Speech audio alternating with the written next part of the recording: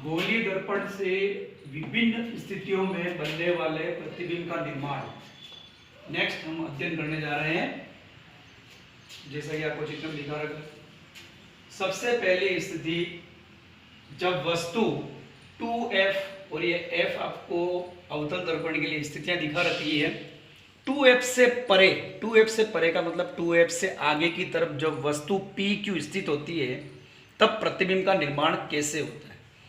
ये PQ आपको वस्तु दिखा रखी है। यहाँ से प्रकाश की किरण गोलीय दर्पण के परावर्तन के प्रथम नियम के अनुसार ये मुख्य अक्ष रेखा दिखा रखी है, ये मुख्य अक्ष के समांतर आती है, परावर्तन के बाद फोकस से गुजरती है। दूसरे नियम के अनुसार जब वस्तु से प्रकाश की किरण फोकस से गुजरती हुई दर्पण पर आपतित होती है तो परावर्तन के बाद मुख्य अक्ष रेखा के समांतर चली जाती है। ये किरणें जब दोनों आपस में मिलती है तो PQ का उल्टा Q डैश P डैश प्रतिबिंब हमें प्राप्त होता है। ये बिंब है, ये प्रतिबिंब है। Q डैश P डैश इसकी स्थिति देखने पर ज्ञात होता है ये प्रतिबिंब उल्टा बन रहा है, वास्तविक बन रहा है, वस्तु की ओर ही बनता है। वस्तु से स्थिति देखने पर ज्ञात होता है ये छोटा बनता है और 2f और f के मध्य बनता है। नेक्स्ट आपको दूसरी स्थिति दिखा रखी है। इसमें आपको वस्तु का जो बिंब है, जो वस्तु है वो PQ दिखा रखी है, वो 2f के ऊपर स्थित है। वस्तु जब 2f के ऊपर स्थित हो तब ये मुख्य अक्ष के समांतर, ये मुख्य अक्ष और इसके समांतर जब प्रकाश की किरण प्रथम नियम के अनुसार दर्पण पर आपतित होती है, कौन से दर्पण, अवतल दर्पण पर आपतित होती है, तो परावर्तन के बाद फोकस बिंदु से गुजरती हुई निकल जाती है। दूसरे नियमानुसार प्रकाश की किरण फोकस से गुजरती हुई, मुख्य अक्ष पर स्थित फोकस से गुजरती हुई दर्पण पर आपतित होती है तो परावर्तन के बाद मुख्य अक्ष के समांतर चली जाती है। ये वाली किरण और ये किरण जब आपस में मिलती है तो वहां पर वस्तु PQ का उल्टा Q डैश P डैश प्रतिबिंब हमें प्राप्त होता है। वस्तु की स्थिति और प्रतिबिंब की स्थिति देखने पर ज्ञात होता है कि PQ का उल्टा Q डैश P डैश प्रतिबिंब प्राप्त हो रहा है। 2f पर वस्तु स्थित है तो 2f के ऊपर ही वस्तु का प्रतिबिंब बनेगा। जितनी बड़ी वस्तु है उतना बड़ा प्रतिबिंब हमें प्राप्त होगा। उल्टा होगा, वास्तविक होगा। 2f के ऊपर वस्तु है, 2f के ऊपर ही बनेगा और वस्तु की आकृति के समान PQ जितना बड़ा है उतना ही बड़ा हमें प्रतिबिंब प्राप्त होगा। नेक्स्ट तीसरी स्थिति, इसमें भी अवतल दर्पण के लिए आपको तीसरी स्थिति में दिखा रखा है जब वस्तु 2f और f दोनों के बीच स्थित हो। f और 2f दोनों के बीच स्थित होती है वस्तु। ये आपको चित्र में दिखा रखा PQ।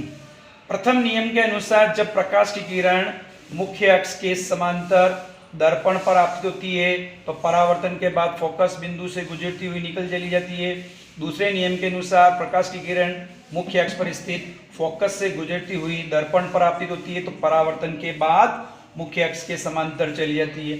जब ये दोनों किरणें आपस में मिलती है तो वस्तु का उल्टा वास्तविक Q डैश P डैश प्रतिबिंब प्राप्त होता है जो 2f से परे, 2f से पहले होगा, उल्टा होगा, वास्तविक होगा, वस्तु से बड़ा होगा।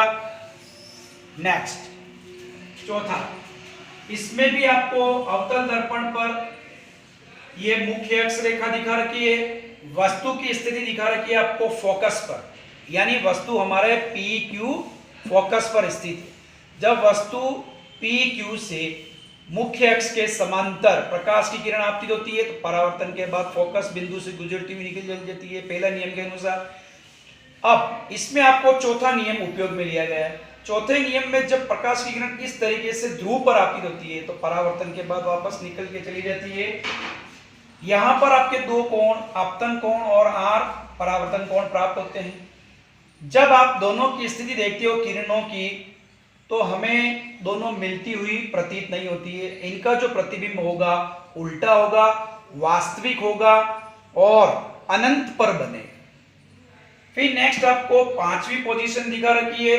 इसमें भी प्रकाश की किरण अवतल दर्पण के लिए जब वस्तु का प्रतिबिंब कब जब वस्तु का प्रतिबिंब वस्तु का बिंब फोकस और ध्रुव के बीच होगा। बिंब मतलब वस्तु, जब फोकस और ये ध्रुव, इन दोनों के बीच में जब वस्तु स्थित होगी तब प्रकाश की किरण मुख्य अक्ष के समांतर गुजरती हुई फोकस से, मुख्य अक्ष पर स्थित फोकस से निकलेगी, पहले नियम के अनुसार। दूसरे नियम हम यहाँ उपयोग में नहीं ले रहे, तीसरा हम उपयोग में नहीं ले रहे, वही चौथा नियम।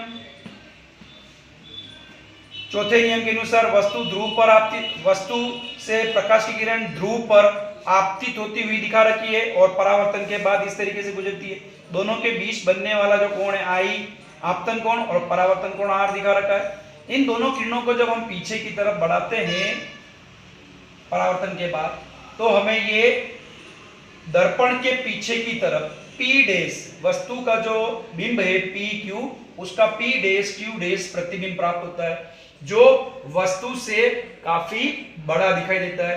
अर्थात यह जो प्रतिबिंब होगा सदैव वस्तु के इस स्थिति में वस्तु से बड़ा होगा, दर्पण के पीछे बनेगा, आभासी बनेगा और वस्तु से सदैव बहुत बड़ा बनेगा। यह हमारी 5वीं पोजीशन हो गई।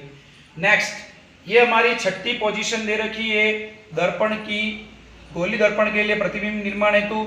इसमें जब प्रकाश की किरणें, ये दिखा रखी जैसा कि आपको चित्र में प्रकाश की किरणें, 3 प्रकाश की किरणें दिखा रखी, ये जब अवतल दर्पण पर आपतित होती है तो परावर्तन के बाद फोकस बिंदु से गुजरती हुई दिखाई दे रही है। ये जो प्रतिबिंब बनेगा आपका बहुत छोटा बनेगा, उल्टा बनेगा और फोकस पर बनेगा। छोटा, उल्टा, वास्तविक और फोकस पर बने। नेक्स्ट, 7वीं पोजीशन हमें दिखा रखी है, ये आपका उत्तल दर्पण दिखा रखा है। उत्तल दर्पण के लिए प्रतिबिंब का निर्माण हमें करना है। इसमें आपको एक उत्तल दर्पण दिखा रखा है। इसमें जब प्रकाश की किरण मुख्य अक्ष के समांतर दर्पण पर आती होती है तो परावर्तन के बाद विसरित हो जाती है, या कह सकते हैं अपसारित हो जाती है।